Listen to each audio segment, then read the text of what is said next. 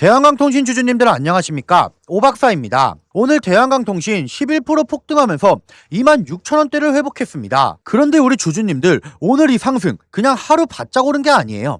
진짜 중요한 건 따로 있습니다. 대한강통신 외국인 수급이 최근 들어 방향이 바뀌었어요. 한 달 전체로 보면 외국인은 분명히 팔았던 종목인데, 그런데 최근 며칠을 좁혀서 보면 외국인이 매수로 돌아섰고 그 흐름이 계속 이어지고 있어요. 큰 손이 한 달을 팔다가 슬그머니 사는 쪽으로 손을 바꿨다는 겁니다. 우리 주주님들, 한 달을 팔던 큰 손이 방향을 트는 자리, 그날이 보통 종목의 흐름이 바뀌는 자리입니다. 그래서 오늘 이 영상 절대 가볍게 넘기시면 안 돼요. 대한강통신 어떤 종목이었습니까? 5월 12일에 사상최고가 31,500원을 찍고 그 뒤로 무섭게 조정을 받았던 종목이에요. 2만원 초반대까지 쭉 물리면서 고점 찍고 끝났구나 하고 던지신 분들 많았습니다. 그런데 그 자리에서 안 무너지고 오늘 26,000원대까지 다시 올라왔어요. 외국인이 손을 바꾼 것도 바로 이 반등 구간이고요. 그러면 우리 주주님들이 진짜 궁금하신 건 이거겠죠. 그래서 지금 다시 가는 거냐, 아니면 잠깐 튀고 마는 거냐, 지금 들어가도 되는 거냐? 오늘 영상은 그 답을 차트, 수급, 호재, 기준선까지 하나하나 다 풀어서 끝에 정확하게 내드리겠습니다. 그러니까 중간에 끄지 마시고 끝까지 같이 가주세요. 그 전에 우리 주주님들, 구독과 좋아요 한 번씩만 눌러주시고, 우리 대한강통신 함께 가시는 주주님들 쭉쭉 올라갈 수 있게 오늘 댓글에 대한강통신 가자 한 번씩만 남겨주시면 우리 대한강통신 쭉쭉 더 올라갈 겁니다. 그럼 본론으로 넘어와서 차트 먼저 보시면 오늘 캔들은 몸통이 길게 위로 뻗었습니다. 11% 넘게 오른 힘이 있는 캔들이에요. 그런데 우리 주주님들, 오늘 이 캔들이 갑자기 나온 게 아니에요.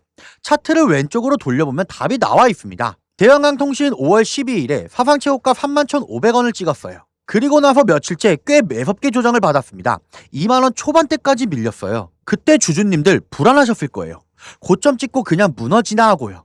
그런데 그 조정, 그게 사실은 다지기였습니다. 무섭게 빠지는 것처럼 보였지만 그 구간에서 흔들리는 물량이 다 정리되고 받은 손이 차곡차곡 물량을 모으는 시간이었던 거예요. 그래서 2만원대 초반에서 한번 발을 받치더니 다시 위로 방향을 잡고 올라와서 오늘 26,000원대까지 회복한 겁니다. 지금 대한강통신 위치를 정리하면 이래요. 위로는 5월 12일에 찍은 31,500원이라는 전고점이 천장으로 남아있고, 아래로는 2만원대 초반 다지기 자리가 받치고 있습니다. 오늘은 그 다지기를 딛고 전고점을 향해 다시 올라가는 날이에요. 일단 차트는 고점 후 무서운 조정이 사실은 다지기였고 그게 끝나서 다시 올라오고 있다. 이거 하나만 기억하시면 됩니다. 오늘 진짜 봐야 할 건 수급입니다. 먼저 솔직하게 최근 한 달 누적부터 보겠습니다. 한 달 누적으로 보면 개인이 사고 기관도 샀어요. 그런데 외국인은 한 달 누적으로는 팔았습니다. 보통 이렇게 고점 찍고 조정받는 구간에서는 외국인이 차익을 챙기면서 빠지거든요. 대한강통신도 그 구간에서 외국인이 판 건 사실이에요. 그런데 우리 주주님들, 진짜 중요한 건 이 다음입니다. 한 달 전체 숫자로 보면 안 돼요. 최근 며칠을 좁혀서 보셔야 됩니다. 그렇게 좁혀보면 한 달을 팔던 외국인이 며칠 전부터 매수로 방향을 틀었어요. 그리고 오늘도 외국인은 사고 있습니다. 하루 반짝 산 게 아니라 며칠째 사는 흐름이 이어지고 있다는 거예요. 거기다 오늘은 개인도 사고 기관도 사고 있습니다. 시장의 세 주체가 오늘 다 같이 매수 쪽에 서 있어요. 자, 이게 왜 중요하냐?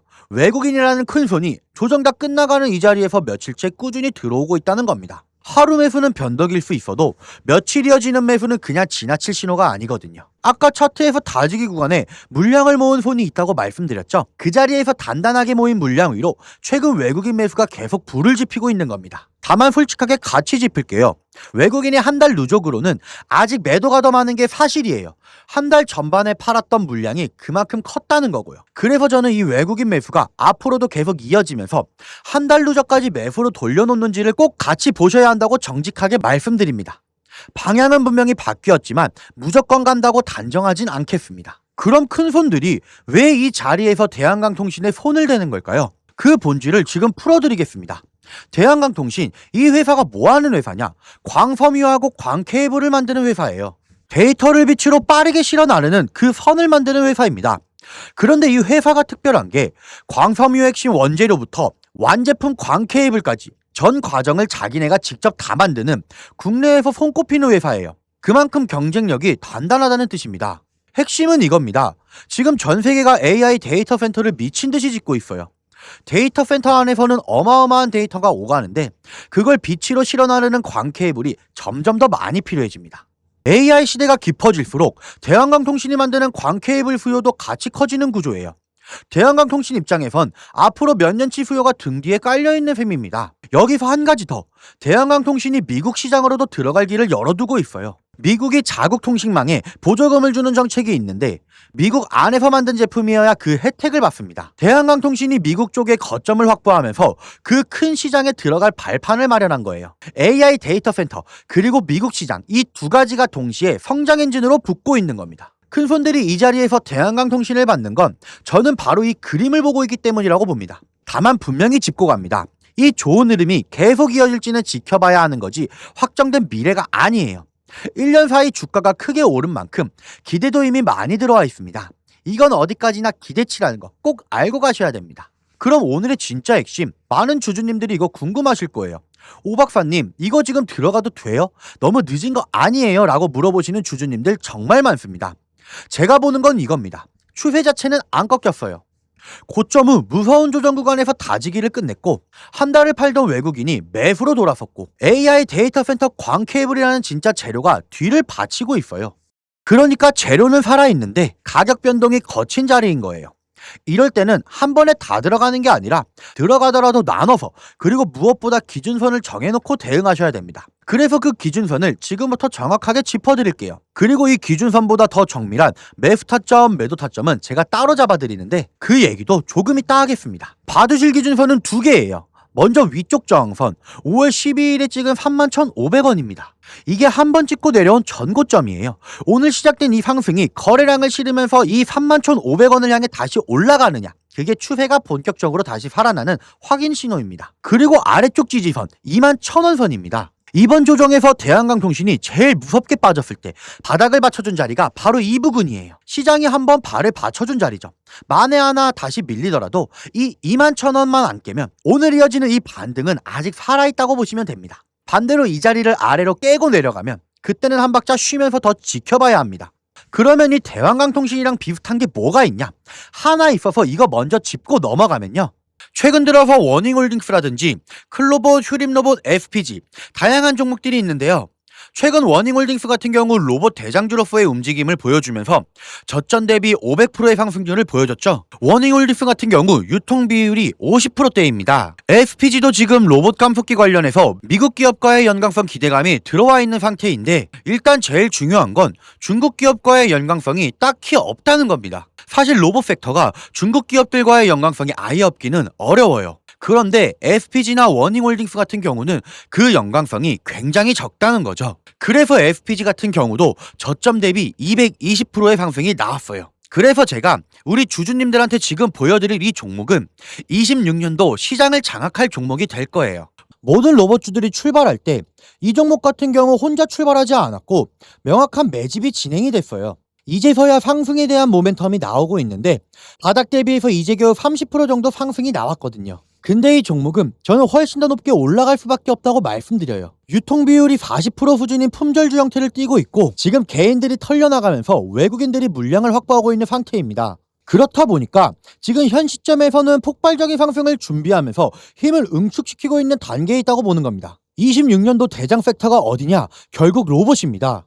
이 로봇 섹터를 장악할 수 있는 대장주가 될 가능성이 높고 시장 기대감도 이제 막 반영되기 시작하는 단계예요. 게다가 스마트 팩토리에 대한 기대감까지 가지고 있는 기업이기 때문에 향후 노란봉 특법 시행과 맞물리면서 시장에서 강한 움직임이 나올 가능성이 높다고 보고 있어요. 그래서 우리 주주님들은 그 전에 선점하셔야 되는 거예요. 그리고 이 종목은 단순 하루짜리 테마가 아니라 26년도 내내 시장에서 주목을 받을 가능성이 높은 종목이라고 보고 있기 때문에 제가 말씀을 드리는 거고, 제가 어렵게 찾은 종목이기 때문에 이 종목 아무한테나 알려드리지 않아요. 오늘 영상 보시는 우리 구독자님들께만 특별히 공유해 드릴 건데 제가 화면에 번호 하나 적어 드렸어요. 화면에 보이는 번호로 대안 남겨주시는 분들께만 선착순으로 빠르게 공유해 드리도록 하겠습니다. 100% 무료로 공유해 드리고 있고요.